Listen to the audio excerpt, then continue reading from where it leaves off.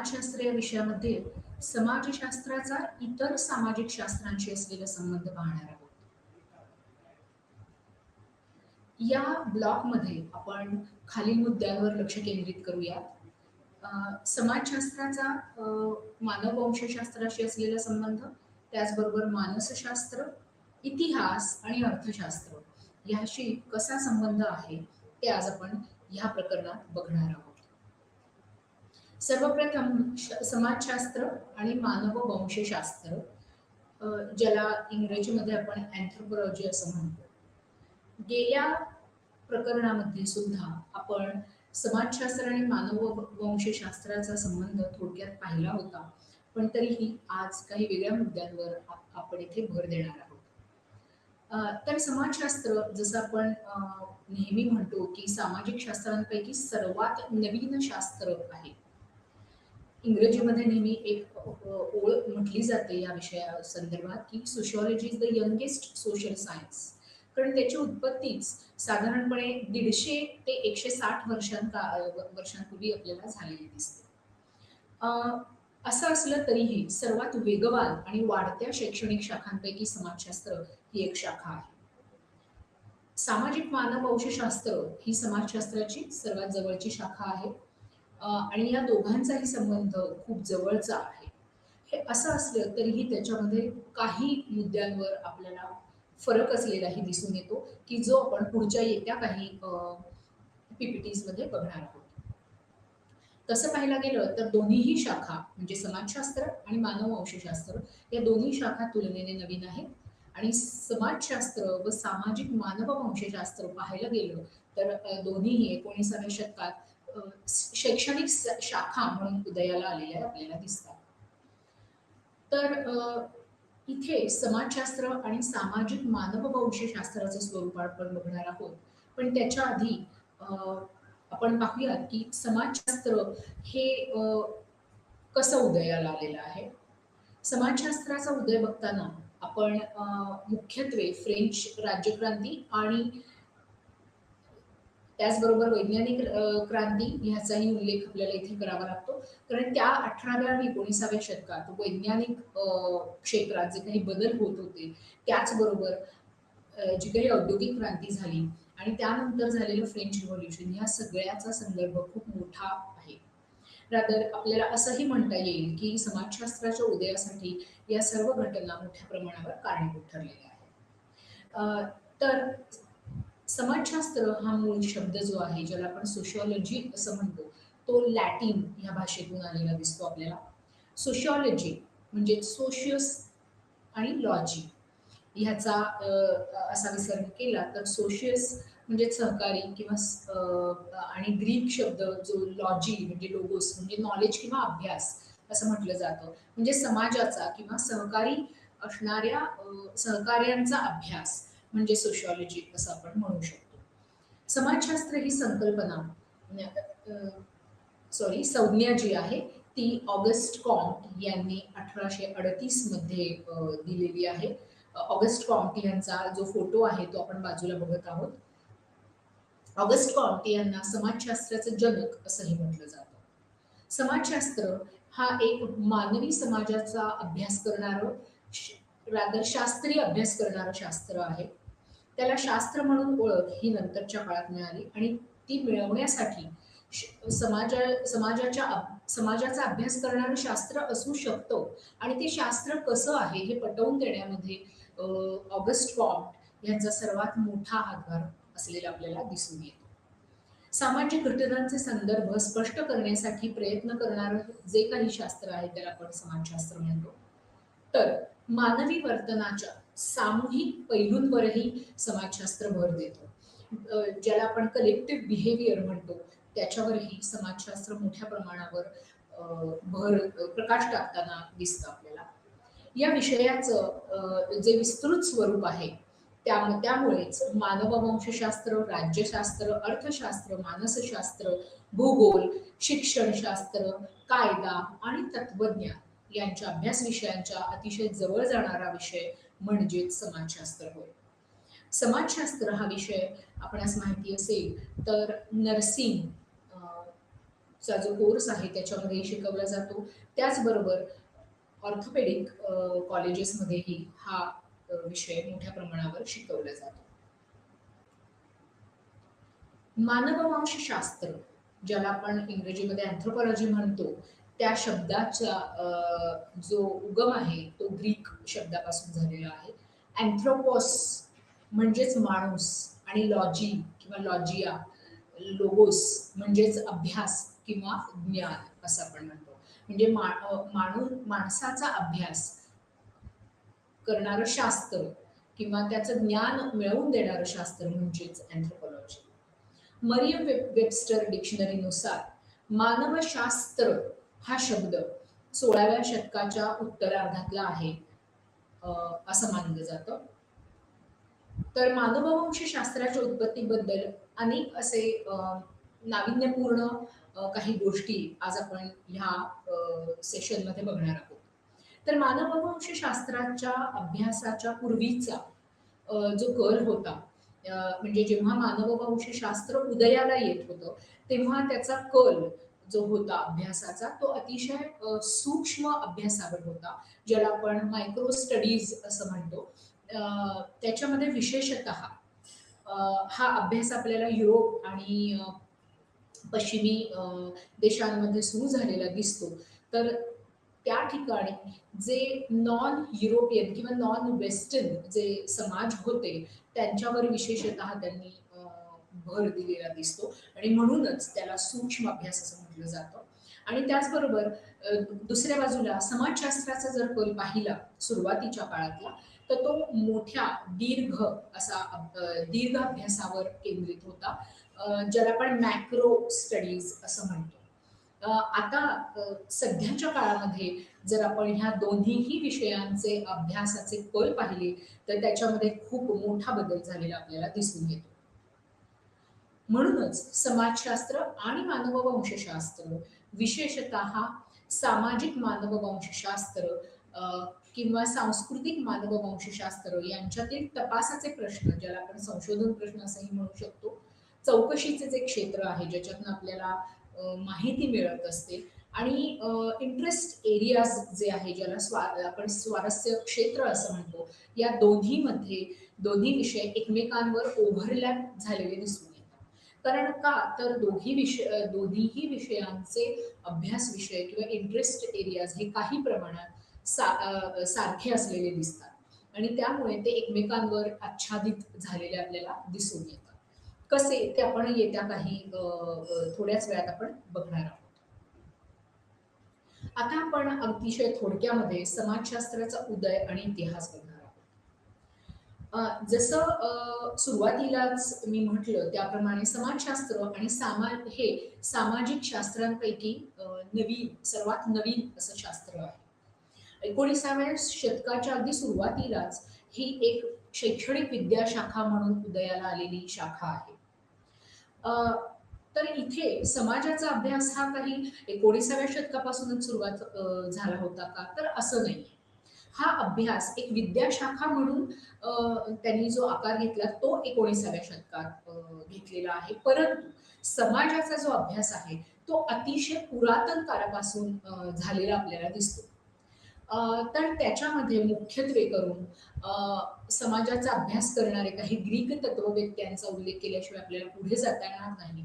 तर ख्रिस्तपूर्व 5व्या शतकामध्ये सॉक्रेटिस, ख्रिस्तपूर्व 4थ्या शतकामध्ये प्लेटो आणि अरिस्टॉटल आणि त्याचबरोबर रोमन तत्वज्ञ मार्क टुलियस सिसेरो, ज्यांचं ख्रिस्तपूर्व 1 शतक होतं, ह्या सगळ्यांचा उल्लेख केल्याशिवाय आपल्याला पुढे जाता येत नाही. ते सॉक्रेटिस यांनी प्लेटोचे गुरु हे सॉक्रेटिस होते आणि अरिस्टॉटल यांना जे काही ज्ञान मिळालं ते प्लेटो ह्यांच्याकडे मिळालं आणि त्याच्यानंतर ती परंपरा अलेक्झांडर द ग्रेट यांच्याकडे आपल्याला गेलेली दिसते. तर इथे एक महत्वाची गोष्ट नोंद करायची आहे की बाजूला एक आकृती दाखवलेली आहे द बिग 3 म्हणून. ह्यांचा फिलॉसॉफीच्या तत्वज्ञानाच्या अभ्यासामध्ये सुद्धा खूप मोठा संदर्भ घेतला जातो आणि त्याशिवाय तत्वज्ञानाचाही अभ्यास पूर्ण होऊ शकत नाही. तर सॉक्रेटिस ह्यांच्याविषयी वैशिष्ट्य सांगायचं हे तर त्यांनी कुठल्याही प्रकारचं लेखी स्वरूपामध्ये त्यांचे जे काही विचार होते ते लेखी स्वरूपामध्ये ठेवलेले नव्हते. तर इथे बाजूला आपण काही ओळी लिहिलेल्या आहेत त्यांच्या सॉक्रेटिस विषयी, त्या मी वाचते. Socrates left no writings of his own. It was his student, such as Plato, who would write his words down for future generations. तर सॉक्रेटिस यांच्याविषयी असं म्हटलं जातं की त्यांना ते लेखन कधीच करत नसत.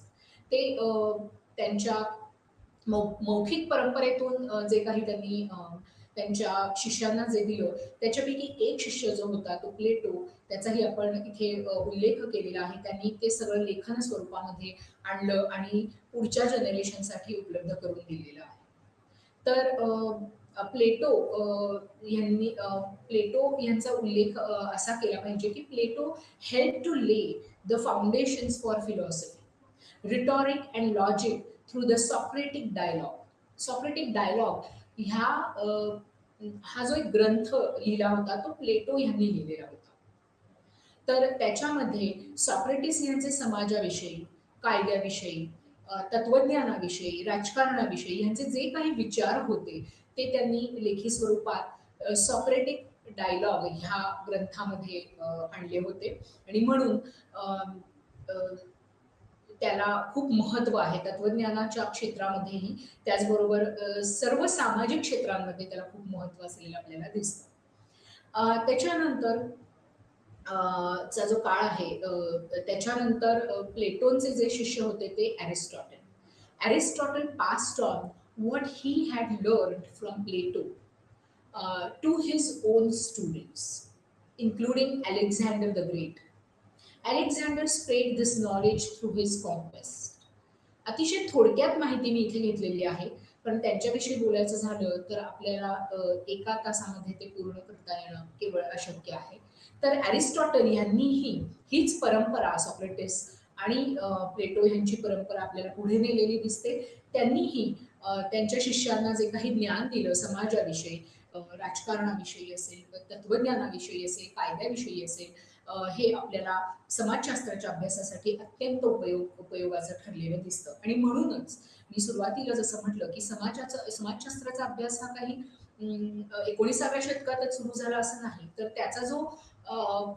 त्याचा उल्लेख किंवा त्याच्याविषयीचं जे तत्वज्ञान होतं ते अगदी समाजाच्या उत्पत्ती कालापासून असलेलं आपल्याला दिसून येतं. केवळ त्याची नोंद ही आपल्याला तपासावी लागते आणि त्याचबरोबर एक शाखा म्हणून स्वतंत्रपणे त्या समाजशास्त्राचा उदय हा 19व्या शतकात आपल्याला झालेला दिसतो. जसं आपण पूर्वी उल्लेख केलेला आहे की समाजशास्त्राचा जो अभ्यास आहे तो अतिशय समाजशास्त्र असेल, कायदा असेल, तत्वज्ञान असेल, याचा अतिशय पद्धतशीरपणे अभ्यास हा प्लेटो, सॉक्रेटिस आणि अरिस्टॉटल यांनी केलेला आहे. 16व्या शतकापर्यंत थॉमस हॉब्स, मॅकायव्हेली यांच्या समाज आणि राज्यावरील काम ह्याच्यामुळे समाज आणि राज्याच्या संकल्पना समजून घेण्यासाठी अतिशय त्यांचं काम हे प्रभावी ठरलं. प्लेटो, अरिस्टॉटल आणि सॉक्रेटिस यांनी जी काही परंपरा आपल्याला दिली होती त्याचाच अभ्यास पुढेही गेलेला दिसतो आणि त्याच्यामध्येच थॉमस हॉब्स, मॅकायव्हेली यांनी मोठ्या प्रमाणावर समाज आणि त्याचबरोबर राज्य ह्याच्यावर अनेक विचार मांडले, ह्याच्यावर विपुल लेखन केलं आणि त्याचाच जो काही उपयोग आहे त्याचा उपयोग समकालीन समाजशास्त्रज्ञांनी समाजाची संकल्पना त्याचबरोबर राज्याची संकल्पना समजून घेण्यासाठी केलेला दिसतो. 18व्या शतकापर्यंत युरोपमधील पुनर्जागरणानंतरचा जो काळ होता, ज्याला आपण रिनेसन्स पिरियड असं म्हणतो, त्यामध्ये अनेक प्रख्यात तत्वज्ञानांचा आपल्याला उल्लेख करावा लागतो. त्याच्यामध्ये रूसो, विको, बॅरन डी मॉन्टेस्क्यू यांनी सुद्धा त्यांच्या लेखनाद्वारे जे काही प्रकटीकरण केलेलं आहे त्याच्यामध्ये समाजाविषयी अत्यंत महत्वाचे विचार आलेले आपल्याला दिसतात. तर त्यांनी सुद्धा त्याच्यावरनं एकच लक्षात येतं की समाजाची धाटणी समजून घेण्यासाठी, त्याचबरोबर समाजातले बदल समजून घेण्यासाठी त्यांनी जे काही लेखन केलंय त्याला आपण खूप अतुलनीय योगदान असं म्हणू शकतो. कारण त्याच्यातूनच आपल्याला समाजशास्त्राचा अभ्यास आणि रादर समाजशास्त्र एक विद्याशाखा म्हणून आकाराला येण्यासाठी त्याचा आपल्याला फायदा झालेला दिसतो. तर या पूर्वीच्या काळामध्ये जे काही कार्य झालं होतं, सामाजिक शास्त्र आणि त्याच्यामुळे सामाजिक शास्त्र आणि मानवी समाजाच्या अभ्यासशास्त्राच्या विकासासाठी निश्चितपणे तात्विक पाया घातला गेलेला आपल्याला दिसतो. ह्यापैकी बरेचसे जे उल्लेख केले ते तत्वज्ञानी आहेत, त्यांना आपण सोशिओलॉजिस्ट असं उल्लेखत नाही. परंतु ते तत्वज्ञानी होते आणि तत्वज्ञानामधनं त्यांनी जे काही त्या काळातल्या समाजाविषयी विचार मांडले होते, त्याचा आपल्याला अ,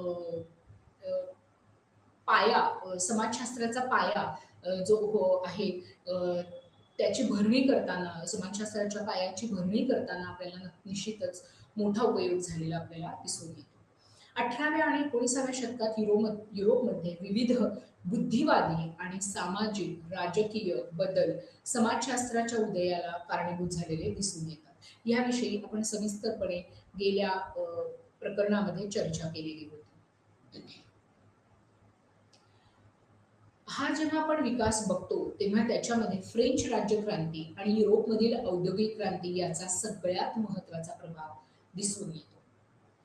याच दरम्यान क्लॉड हेनरी सेंट सायमन यांनी द सायन्स ऑफ सोसायटी म्हणजेच समाजाचे शास्त्र ही संकल्पना वापरली जरी होती तरीही समाजशास्त्राच्या उदयाचा जो पाया आहे तो पाया घालण्याचं श्रेय हे फ्रेंच तत्ववेत्ता ऑगस्ट कॉम्ट यांनाच दिलं जातं.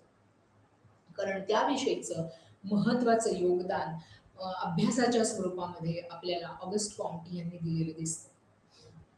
सोशिओलॉजी म्हणजे समाजशास्त्र हा शब्द 1838 मध्ये ऑगस्ट कॉम्ट यांनी त्यांच्या पॉझिटिव्ह फिलॉसॉफी या पुस्तकामध्ये वापरलेला आपल्याला दिसतो. हर्बर्ट स्पेन्सर हे इंग्लिश तत्वज्ञानी होते, त्याचबरोबर ते मोठे समाजशास्त्रीही होते. समाजशास्त्राच्या पाया रचणाऱ्या प्रवर्तकांपैकी हर्बर्ट स्पेन्सर हे खूप महत्वाचं नाव आहे. मानवी समाजाच्या सेंद्रिय साधर्म्यावर आधारित प्रिन्सिपल्स ऑफ सोशिओलॉजी हे पुस्तक 1876 मध्ये त्यांनी जे लिहिलं ते त्या काळातलं अत्यंत महत्वाचं योगदान होतं. आजही समाजशास्त्राचा अभ्यास करताना आपण हर्बर्ट स्पेन्सर यांनी दिलेल्या अनेक सिद्धांताचा आपण वापर करत असतो, त्याचा उल्लेखही करणं महत्वाचं आहे. जसं त्यांनी सोशल डार्विनिझम ही संकल्पना आपल्याला दिलेली दिसते. पुढचं जे नाव आहे ते आहे एमिल डर्खाईम. शास्त्रीय पद्धतीशास्त्र वापरून समाजशास्त्राच्या विकासात यांनी महत्वाचं योगदान दिलेलं आहे. समाजशास्त्र हे शास्त्र म्हणून जेव्हा विकसित होत होतं तेव्हा अनेक बाकीच्या तत्वज्ञानांनी किंवा सामाजिक शास्त्रज्ञांनी हा मुद्दा इथे उठवला होता की समाजाचा अभ्यास हा शास्त्रीयपणे कसा करता येईल. तर त्यासाठी एक ठोस असे पद्धतीशास्त्र असणं अत्यंत गरजेचं होतं आणि त्याचा पाया ऑगस्ट कॉम्ट, एमिल डर्खाईम यांनी आपल्याला घालून दिलेला दिसतो. आणि म्हणूनच रूल्स ऑफ सोशिओलॉजिकल मेथड समाजशास्त्रीय पद्धतीचे नियम हा ग्रंथ 1895 मध्ये आणि सुसाईड म्हणजे आत्महत्येवर अधिक सखोलपणे आणि शास्त्रीयपणे अभ्यास करून त्यावर सुसाईड हा ग्रंथ एमिल डर्खाईम यांनी 1897 मध्ये लिहिला आणि त्याच्यामुळे समाजशास्त्रीय पद्धतीशास्त्राचा पायाही घातला गेलेला आपल्याला दिसतो. समाजशास्त्राच्या काही महत्वाच्या प्रवर्तकांमध्ये म्हणजे समाजशास्त्राचा पाया घालणारे जे काही महत्वाचे प्रवर्तक आहेत त्यांच्यामध्ये मॅक्स वेबर आहे, कार्ल मार्क्स आहे, जॉर्ज हर्बर्ट मीड, त्याचबरोबर विल्फ्रेड पॅरेटो, जॉर्ज सीमेल, फर्डिनांड टोनीस यांचाही समावेश होतो. यानंतरचा काळ जो होता तो आधुनिक समाजशास्त्राचा काळ आहे असं मानलं जातं. तर या आधुनिक समाजशास्त्रज्ञांमध्ये आपल्याला Charles Horton Cooley, Pitirim Sorokin, C Wright Mills, Talcott Parsons, Robert K Merton, Erving Goffman, George C Homans, Michel Foucault, Jurgen Habermas, Pierre Bourdieu आणि अँथनी गिडन्स यांच्यासह अनेक प्रसिद्ध आधुनिक समाजशास्त्रज्ञांचा उल्लेख आपल्याला करावाच लागतो. या पैकी अनेक समाजशास्त्रज्ञांनी आद्य प्रवर्तकांचे अनुसरण आपल्याला केलेले दिसते.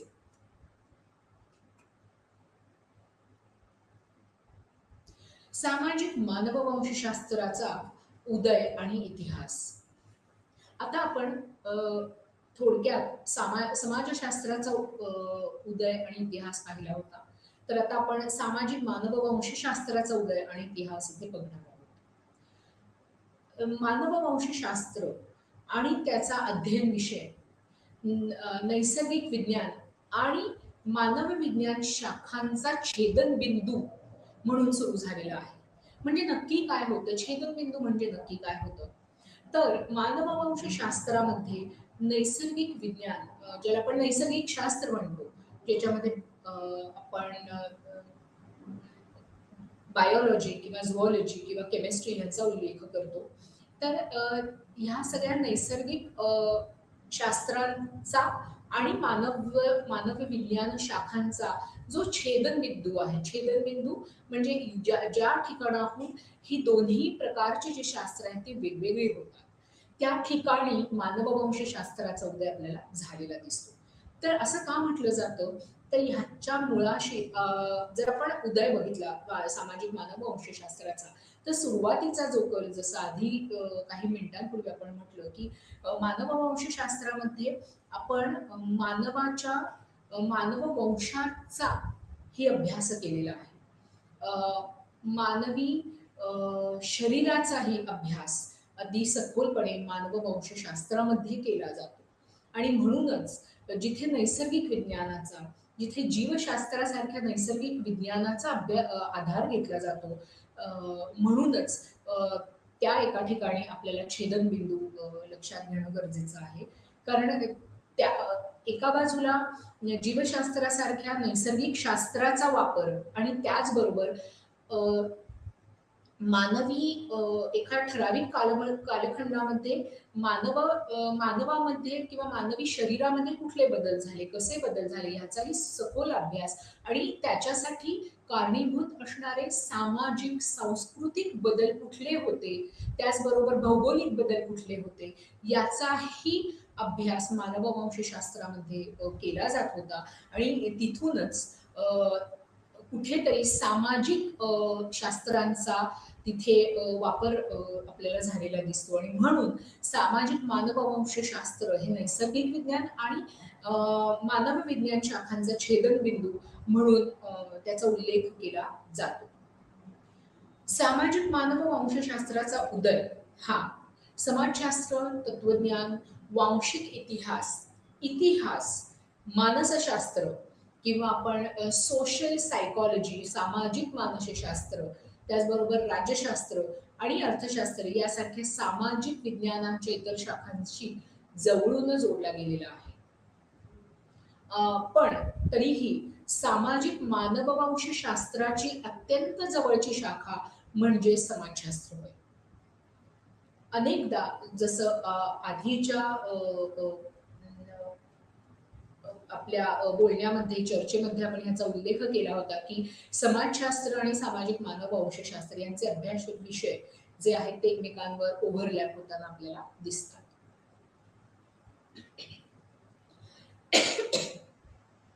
समाजशास्त्राप्रमाणे मानववंशशास्त्राचा उदय आणि विकास हा पाश्चिमात्य जगातील वैज्ञानिक विकासाशी थेट जोडला गेल्याचे म्हटले जाते. मानववंशशास्त्र एक वैविध्यपूर्ण आणि व्यापक क्षेत्र आहे, जे मानव आणि त्याच्या संस्कृतीचा, समाजाचा अभ्यास करणारं शास्त्र आहे. संस्कृतीचा अभ्यास हा मानववंशशास्त्राचा अत्यंत महत्वाचा विषय आहे. कारण संस्कृतीचा अभ्यास करतो तेव्हा समाजाचाही अभ्यास येतोच. आणि म्हणूनच ह्याचं क्षेत्र जे आहे ते व्यापक आहे. मानववंशशास्त्र हा शब्द अ, आहे त्याचा उपयोग प्राचीन काळातल्या ग्रीक लोकांनीही केला होता. त्यांच्या मते मानववंशशास्त्र जे आहे ते 1895च्या दरम्यान निर्माण झालेलं आहे. परंतु इमॅन्युएल कांट याने 1798 मध्ये अँथ्रोपॉलॉजी प्रॅग्मॅटिशियर हिन्सिच नावाचं पुस्तक प्रकाशित केलं आणि त्याच्यामध्ये मानववंशशास्त्राचा उदय त्याचबरोबर त्या संज्ञेचा उदय ह्याच्या विषयी सविस्तरपणे चर्चा केलेली आपल्याला दिसून येते.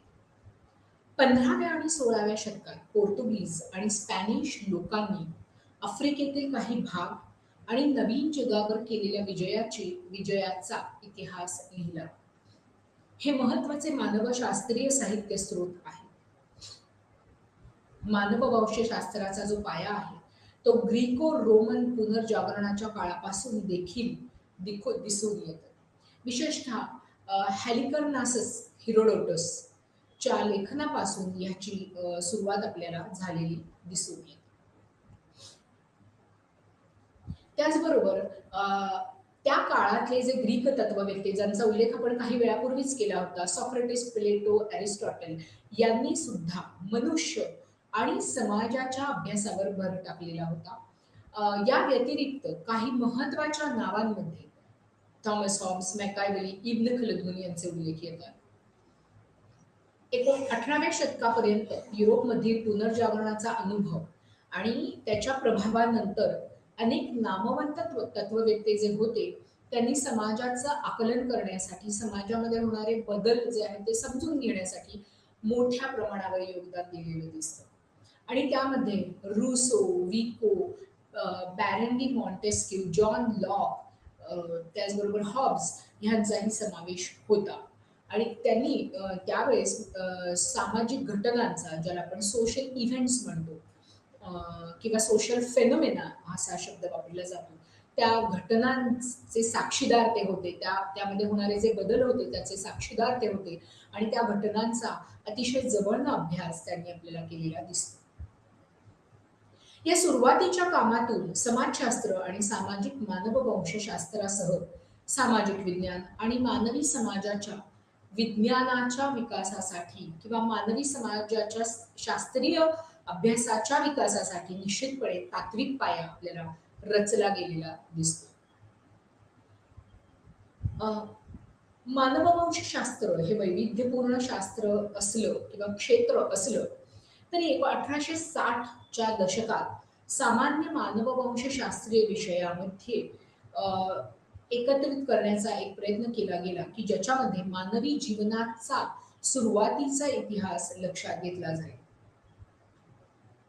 1870च्या नंतर भौतिक मानववंशशास्त्रज्ञ, प्रागैतिहासिक आणि नृवंश विज्ञान याचे एकत्रीकरण करून मानववंशशास्त्राचे एक वैशिष्ट्यपूर्ण ओळख निर्माण होत होती. त्याचं विशिष्ट वैशिष्ट्य स्वतः निर्माण होऊ लागलेलं होतं आणि त्यातूनच मानववंशशास्त्र हे स्वतंत्र शास्त्र म्हणून हळूहळू उदयाला येत होतं आणि म्हणूनच आपण म्हणतो की 19व्या शतकामध्ये याचा उदय विद्याशाखा म्हणून निर्माण झालेला आपल्याला दिसतो. 19व्या शतकात ही शैक्षणिक शाखा म्हणून उदयाला आलेली आपल्याला दिसते. तथापि विद्याशाखेच्या उदयाला कारणीभूत ठरलेल्या काही महत्वाच्या घटनांचे श्रेय युरोपमधल्या 18व्या आणि 19व्या शतकात होत असलेल्या विविध बुद्धिवादी आणि सामाजिक राजकीय बदलांना दिली जाते. याचा उल्लेख अतिशय सविस्तर चर्चा आपण गेल्या प्रकरणामध्ये केलेली होती. मानववंशशास्त्र आणि सामाजिक शास्त्राचा विकास जो सुरुवातीच्या तात्विक आणि ऐतिहासिक अभ्यासांकडे लक्ष देतो तो 2 टप्प्यात आला होता. पहिला टप्पा जो होता तो 1725 ते 1840 चा कालखंड, जिथे तत्वज्ञानी शास्त्रज्ञांनी म्हणजे तत्वज्ञानाच्या शास्त्रज्ञांनी इतिहासापासून माणूस, समाज आणि सभ्यता यांचा वेगवेगळा अभ्यास केला आणि त्याच्यामध्ये त्यांना यशही मिळालं आणि त्यातूनच एक सामान्य सामाजिक विज्ञान तयार केलं गेलं. असा उल्लेख वोगे यांनी 1975च्या त्यांच्या लिखाणामध्ये केलेला आपल्याला दिसून येतो.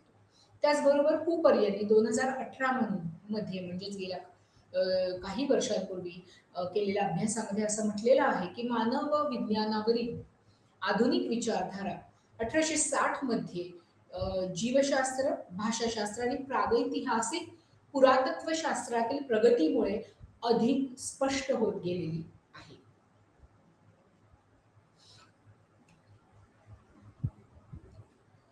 मानववंशशास्त्राचं जे व्यापक क्षेत्र आहे, ते केवळ ते केवळ मानववंशशास्त्र या एका शाखेशी संबंधित न राहता त्याच्यामध्ये अनेक उपशाखा आपल्याला निर्माण झालेल्या दिसतात. आणि त्यातूनच मानववंशशास्त्राची व्याप्ती आपल्याला खूप वाढलेली दिसते. मानववंशशास्त्राची भिन्न उपविषयांमध्ये किंवा विशेष क्षेत्रांमध्ये जी विभागणी झाली ती 19व्या शतकाच्या उत्तरार्धामध्ये आणि 20व्या शतकाच्या मध्यापर्यंत ती उत्पत्ती होत असलेली आपल्याला दिसते. तर कुठले-कुठले उपविषय याच्यामध्ये येतात? तर भौतिक किंवा जैविक मानववंशशास्त्र ज्याला आपण बायोलॉजिकल अँथ्रोपॉलॉजी किंवा फिजिकल अँथ्रोपॉलॉजी असं म्हणतो. त्यानंतर पुरातत्व मानववंशशास्त्र, आर्किओलॉजिकल अँथ्रोपॉलॉजी त्याच्यानंतर येतं सामाजिक किंवा सांस्कृतिक मानववंशशास्त्र ज्याला सामाजिक सांस्कृतिक मानववंशशास्त्र देखील म्हणतात. ज्याला आपण कल्चरल अँथ्रोपॉलॉजी किंवा सोशिओ कल्चरल अँथ्रोपॉलॉजी असंही म्हटलं जातं. त्याचबरोबर भाषिक मानववंशशास्त्र आपल्याला इथे उल्लेख करावाच लागेल आणि त्याचबरोबर मानसशास्त्रीय मानववंशशास्त्र की जे अत्यंत अलीकडे उदयाला आलेलं आहे या सर्वांचा मानववंशशास्त्राचे उपविषय म्हणून उल्लेख इथे करणं अत्यंत गरजेचं आहे.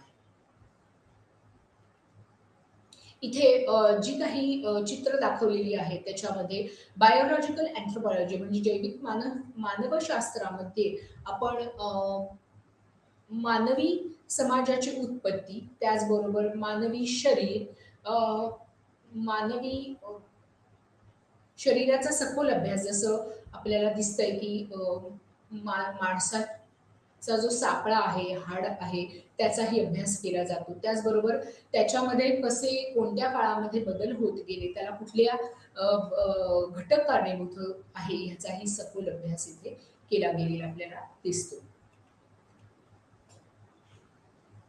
मानववंशशास्त्र, सामाजिक आणि सांस्कृतिक मानववंशशास्त्र जे आहे, त्याच्या मुख्य प्रवर्तकांमध्ये काही महत्त्वाची नावं आहेत, ती आपल्याला इथे उल्लेख करणं अत्यंत गरजेचं आहे. त्याच्यामध्ये पहिलं जे नाव आहे ते आहे लुईस हेनरी मॉर्गन. त्याच्यानंतर John Ferguson McLennan, Sir Edward Burnett Tylor, Franz O Boas, James George Frazer आणि WH.R. रिव्हर्स हे सामाजिक सांस्कृतिक मानववंशशास्त्राचे मुख्य प्रवर्तक होते. काही दशकांनंतर म्हणजे साधारणपणे 1920 पासून विशेषतः हा ब्रॉनिस्लाव मॅलिनोवस्की आणि A.R. रॅडक्लिफ ब्राउन या दोन अत्यंत उत्कृष्ट अशा समाजवंशशास्त्रज्ञांच्या कार्यामुळे मानववंशशास्त्र एक आधुनिक मानववंशशास्त्र म्हणून विकसित आपल्याला झालेलं दिसतं. हे दोन मानववंशशास्त्रज्ञ मानववंशशास्त्राच्या इतिहासामध्ये अत्यंत महत्वाचे आहेत. पहिला जो आपण फोटो बघतोय ब्रॉनिस्लाव मॅलिनोवस्की यांचा आहे आणि उजवीकडे जर तुम्ही पाहिलं तर मॅलिनोवस्की यांनी ट्रोब्रायंट आयलँड्स वरच्या लोकांचा तिथे राहून अभ्यास केला होता. ट्रोब्रायंट आयलँड जे आहे ते न्यू जिनेवा इथे आहे आणि त्यातूनच त्यांनी तो अभ्यास आपल्याला केलेला दिसतो. पुढचं जे नाव आहे की जे अत्यंत महत्वाचं आहे ते आहे रॅडक्लिफ ब्राउन यांचं.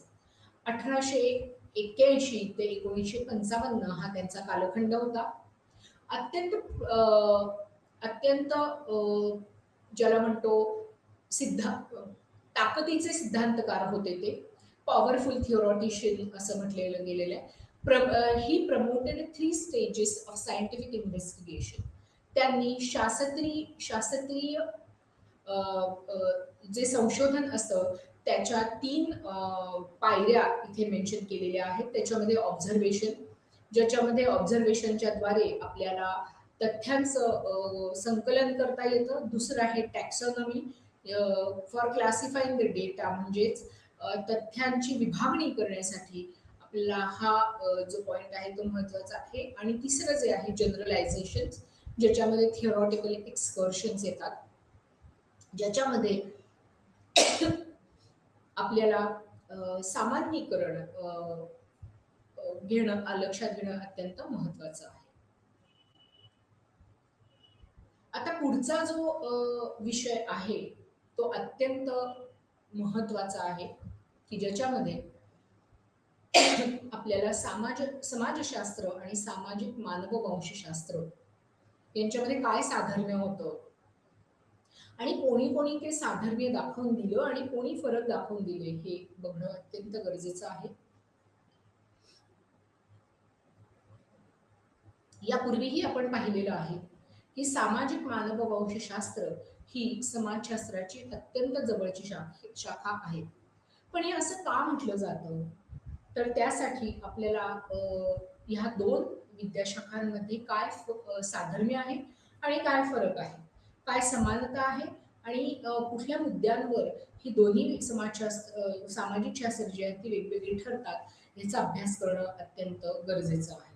तर त्यामध्ये काही प्रख्यात मानववंशशास्त्रज्ञ, समाजशास्त्रज्ञ आणि मानववंशशास्त्रज्ञ यांच्यात घनिष्ठ संबंध असल्याचं मत मांडतात, ज्याच्यामध्ये जेम्स फ्रेझर यांचा उल्लेख आपल्याला करणं खूप महत्वाचं आहे. सर जेम्स जॉर्ज फ्रेझर हे जे मानववंशशास्त्रज्ञ होते ते असे पहिले मानववंशशास्त्रज्ञ आहेत की ज्यांनी 1908 मध्ये सामाजिक मानववंशशास्त्राचे पहिले प्राध्यापक म्हणून त्यांच्या उद्घाटन व्याख्यानात असं म्हटलं होतं की आदिम समाजाशी संबंधित असलेल्या समाजशास्त्राची शाखा अशी सामाजिक मानववंशशास्त्राची व्याख्या केलेली दिसून येते. याच्यामध्ये आदिम समाजाचा जो अभ्यास होता असं गणलं जायचं की तो पूर्वीच्या काळामध्ये केवळ मानववंशशास्त्र करणार आहे, परंतु आत्ताच्या कालखंडामध्ये हा जो काही कल आहे तो पूर्णपणे आपल्याला बदललेला दिसतो.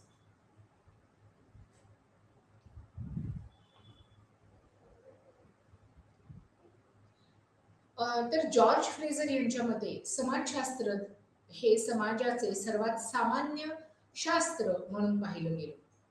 सामाजिक मानववंशशास्त्र हे समाजशास्त्राचा एक भाग असेल असं फ्रेझर यांचं मत होतं आणि ज्याचा अभ्यास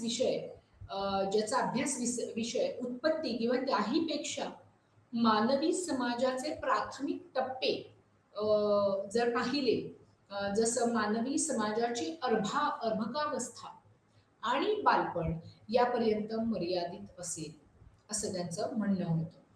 म्हणजेच काय, तर केवळ मानवाची संस्कृती किंवा माणूस कसा निर्माण झाला हे न बघता थेटपणे मानवी समाजाची अर्भकावस्था, म्हणजेच एकंदर मानवी समाज कुठून आणि कसा हळूहळू उत्क्रांत होत गेला ह्याचा उल्लेख इथे येत आहे असं मला वाटतंय. तर ते खूप महत्वाचं आहे ह्या ठिकाणी. कारण आपण जेव्हा अर्भकावस्था म्हणतो तेव्हा नुकतंच जन्मलेलं मूल आपल्या डोळ्यासमोर येतं. तर समाजशास्त्राची शाखा ही नुकतीच मूल धरू पाहत होती आणि त्याच्यामध्ये समाजाची अर्भकावस्था असं म्हटलेलं आहे. आणि त्याचबरोबर चा जो कालखंड असतो तो बालपणाचा असतो, ज्याला आपण इंग्रजीमध्ये चाइल्डहुड असं म्हणतो. तर हे जे वेगवेगळे टप्पे आहेत तोपर्यंतच ह्या समाजशास्त्राचा जो अभ्यास विषय आहे ते ह्या म्हणण्यापर्यंत आपल्याला सीमित ठेवावं लागतं. रॅडक्लिफ ब्राउन 1883 यांच्या मते सामाजिक मानववंशशास्त्र हे तुलनात्मक समाजशास्त्र आहे, ज्याला इंग्रजीमध्ये आपण कंपॅरेटिव्ह सोशिओलॉजी असं म्हणतो. सामाजिक मानववंशशास्त्र हे तुलनात्मक समाजशास्त्र कसं आहे ते आपण थोडक्यात पाहूयात. तुलनात्मक समाजशास्त्र या संज्ञेद्वारे त्याचा अर्थ असा आहे की असे शास्त्र की जे नैसर्गिक शास्त्रांच्या किंवा विज्ञानांच्या आणि संस्कृती किंवा सभ्यता यांच्या शब्दांतर्गत समाविष्ट केलेल्या प्रत्येक गोष्टीवर लागू करता येतं. ठीक आहे. म्हणजेच काय तर सामान्यीकरणाची जी पद्धत आहे ती सामाजिक जीवनातील घटनांना अतिशय सहजपणे आपण लावू शकतो, अप्लाय करू शकतो. एखाद्या विशिष्ट घटनेचे प्रात्यक्षिक करून सामान्य कायदा स्थापित करण्याची ही एक पद्धत असलेली आपल्याला दिसते. म्हणजे काय तर रॅडक्लिफ ब्राउन यांच्या मते सामान्य कायदा जो आहे ज्याला आपण जनरल लॉ असं म्हणतो तर त्याचे ती जेव्हा त्या कालखंडामध्ये आपल्याला प्रस्थापित करायची असेल तर त्याची एक पद्धत होती आणि त्यामध्ये एखाद्या विशिष्ट घटनेचं आधी प्रात्यक्षिक करायचं आणि मग त्याला तो कायदा लागू करायचा आणि मगच ती पद्धत ऑफिशियल झाली असं मानलं जायचं.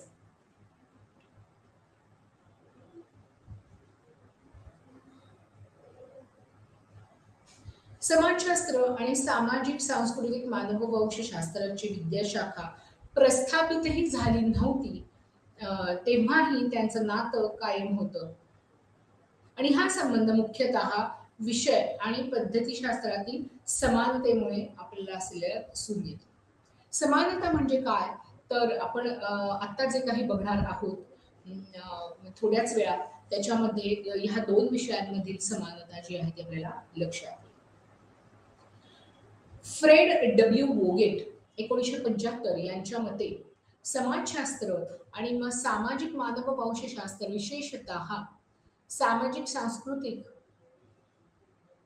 मानववंशशास्त्र यामधील फरक व्याप्ती संकल्पना आणि पद्धतीच्या स्तरापेक्षा उपयोजिततेच्या स्तरावर अधिक दिसून येते.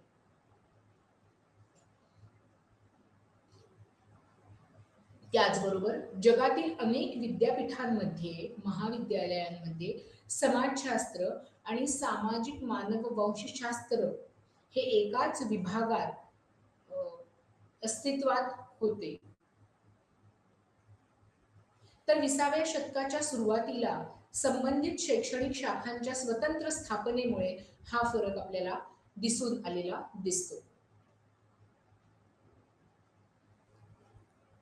जर भारताच्या संदर्भात आपण विचार करायला गेलं तर अनेक बाबतीमध्ये समाजशास्त्र आणि सामाजिक मानववंशशास्त्र यांच्यात फरक करणं खरंच कठीण आहे. कारण भारतीय विद्यापीठांमधील या दोन्हीही विद्याशाखांमध्ये समान अभ्यासक्रम, पद्धती, सिद्धांत आणि संशोधन अभ्यासाचे विश्व यात साधर्म्य आढळून येते.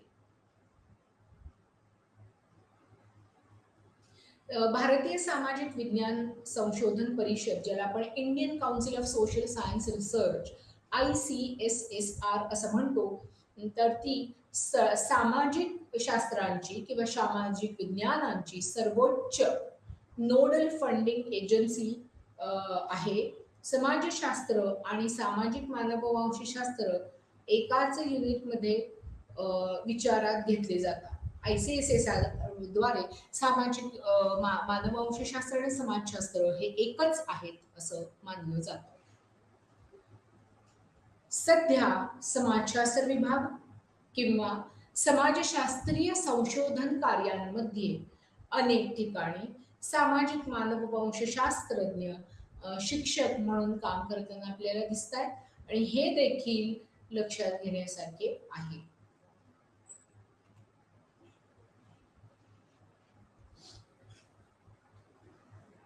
आता या टप्प्यामध्ये आपण समाजशास्त्र आणि सामाजिक मानववंशशास्त्र यामध्ये काय फरक होता हे थोडक्यात पाहणार आहोत.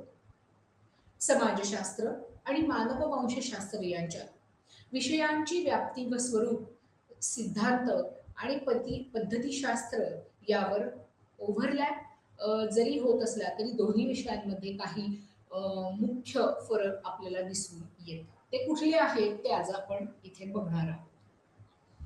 पहिला आणि मुख्य फरक हा जो आहे तो ह्या दोन्ही विषयांची जी व्याप्ती आहे ती वेगळी आहे. त्या व्याप्तीच्या व्याख्येमध्ये पहिला फरक आपल्याला दिसून येतो. समाजशास्त्र हा समाजाचा अभ्यास करणारं शास्त्र आहे, तर मानववंशशास्त्र हा मनुष्याचा आणि भौतिक आणि सामाजिक सांस्कृतिक पैलूंसह मनुष्याशी संबंधित असलेल्या प्रत्येक गोष्टीचा अभ्यास ह्या दोन्ही शास्त्रांमध्ये आपल्याला होताना दिसतोय. समाजशास्त्र आणि सामाजिक सांस्कृतिक मानवशास्त्र ही जी दोन्ही शाखा ज्या आहेत त्यामधील फरक हा खूपच मर्यादित राहिलेला आपल्याला दिसून येतो.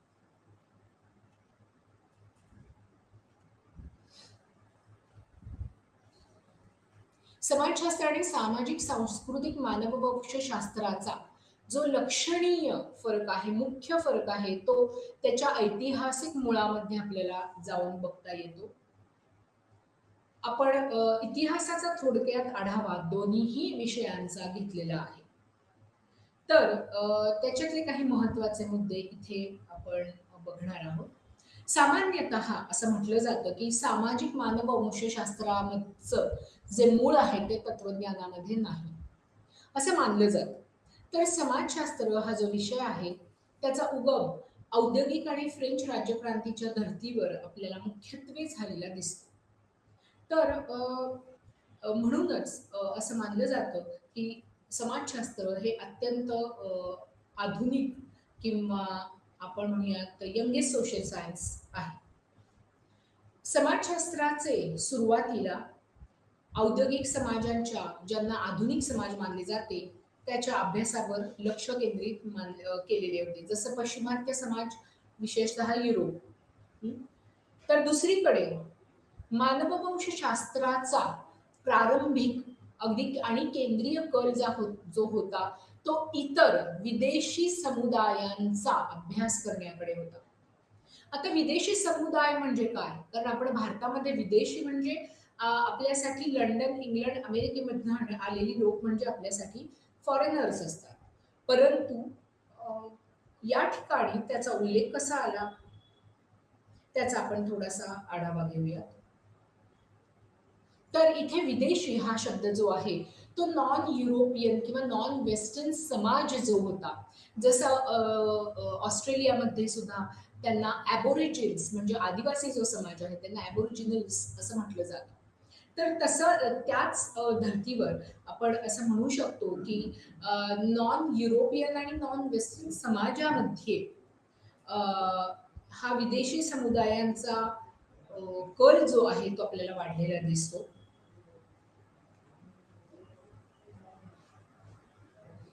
आता हा जो काही कल वेगवेगळ्या मार्गाने दिसून येत होता त्याला शास्त्रीय बैठक देणं अत्यंत गरजेचं असतं.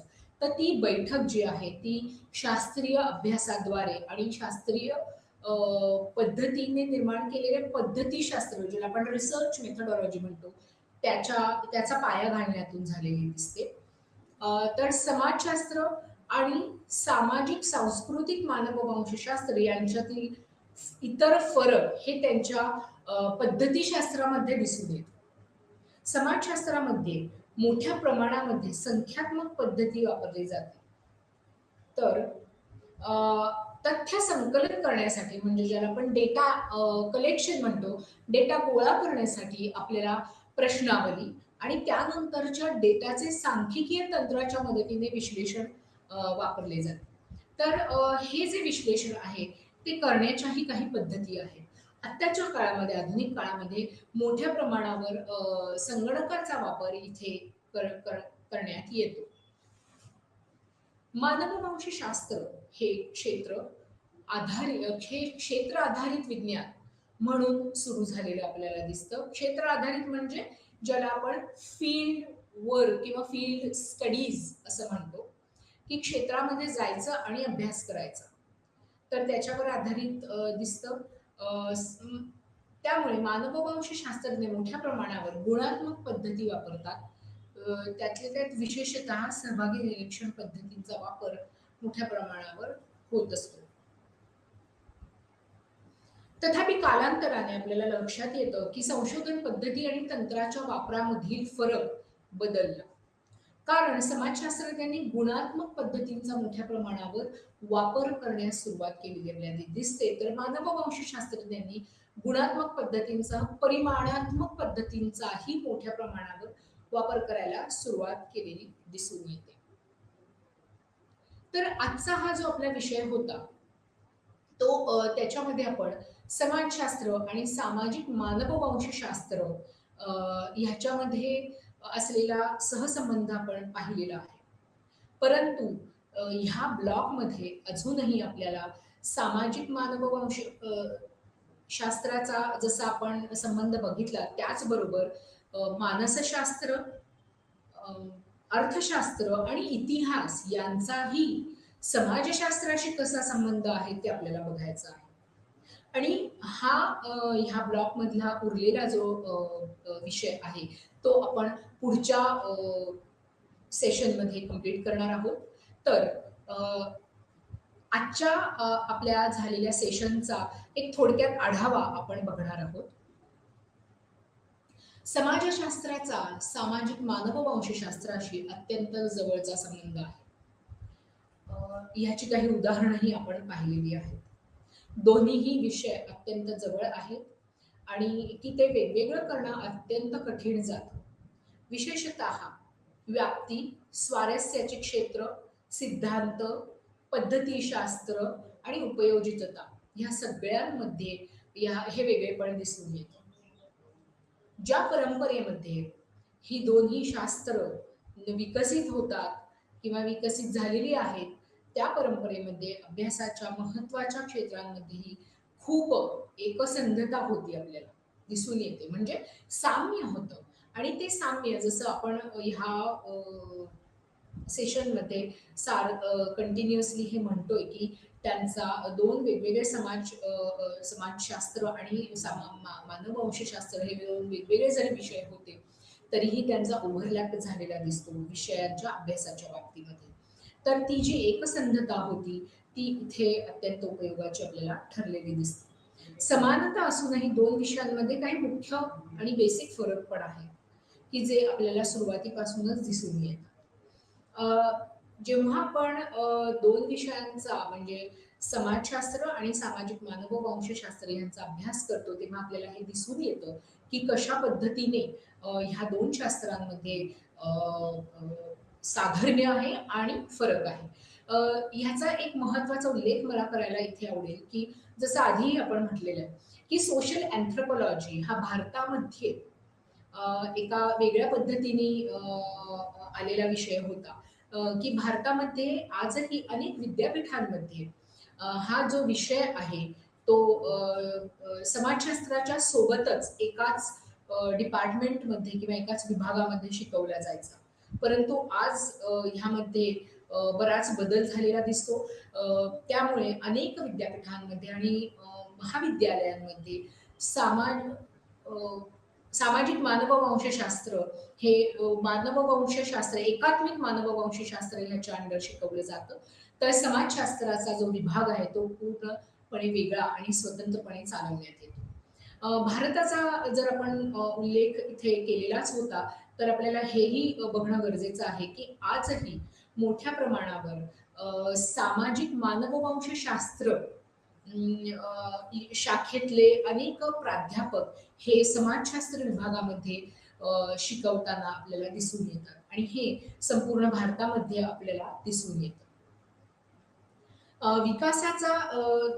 विकासाचा म्हणजे या दोन्हीही विषयांच्या विकासाचा जो टप्पा होता ते नंतरचा जो टप्पा होता ह्या दोन टप्प्यांमध्ये जे काही ह्या विषयाची विभागणी आपण केली जाते सुरुवातीचा आणि समकालीन टप्पा जो होता त्याच्यामध्ये अभ्यासक क्षेत्र आणि संशोधनाचे विषय पद्धतीशास्त्र, सिद्धांत, त्यातील तंत्र आणि उपयोजितता ज्याला आपण ऍप्लिकेशन ऑफ द सब्जेक्ट असं म्हणतो उपयोजितता याच्यामध्ये सुद्धा फरक दिसून येतो आपल्याला. तर अशा पद्धतीने खूप जवळचा संबंध आपल्याला या दोन्ही विषयांमध्ये दिसून येतो आणि हा जो संबंध आहे तो आपल्याला ॲप्लिकेशन लेव्हलवर पण दिसून येतो. मोठ्या प्रमाणामध्ये आजही काही महाविद्यालयांमध्ये, काही संशोधनाच्या विविध संस्था ज्या आहेत तिथे, त्याचबरोबर विविध विद्यापीठांमध्ये अ, मानववंशशास्त्र आणि समाजशास्त्र हे एकमेकांच्या सोबत शिकवले जाताना आपल्याला दिसतं. त्याचबरोबर ह्याचे जे अभ्यास विषय आहेत ते एकत्र समान पद्धतीने आपल्याला पुढे जाताना दिसत आहेत. परंतु ह्यामध्ये एक खूप महत्त्वाचा उल्लेख आपल्याला करावाच लागतो, की अभ्यास विषय हा मोठ्या प्रमाणावर मुख्य विद्यापीठांमध्ये स्वतंत्रपणे शिकवण्यात येत आहे.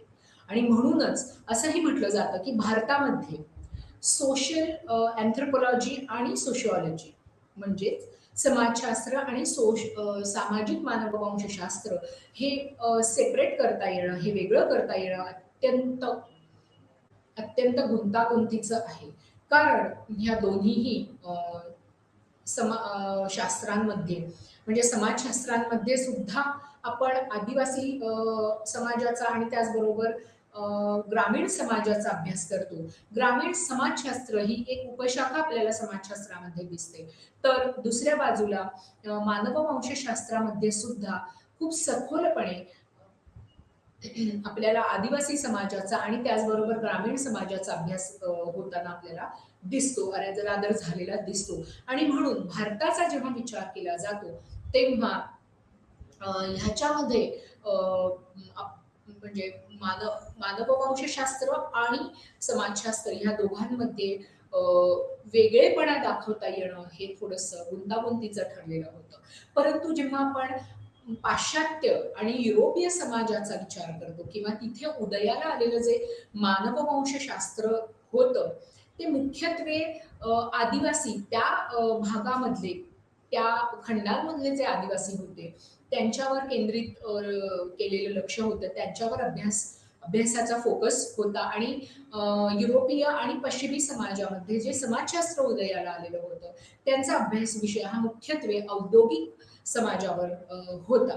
तर त्यामुळे हा जो फरक आपल्याला औद्योगिक आणि युरोपीय समाजशास्त्रज्ञांनी केला होता, तोच फरक आपल्याला भारतीय समाजाच्या बाबतीत जेव्हा आपण लावू इच्छितो तेव्हा ते खूप गुंतागुंतीचं झालं. रादर त्याच्यामध्ये खूप आपल्याला स्वतंत्रपणे हे पाहण्याची गरज निर्माण झाली होती.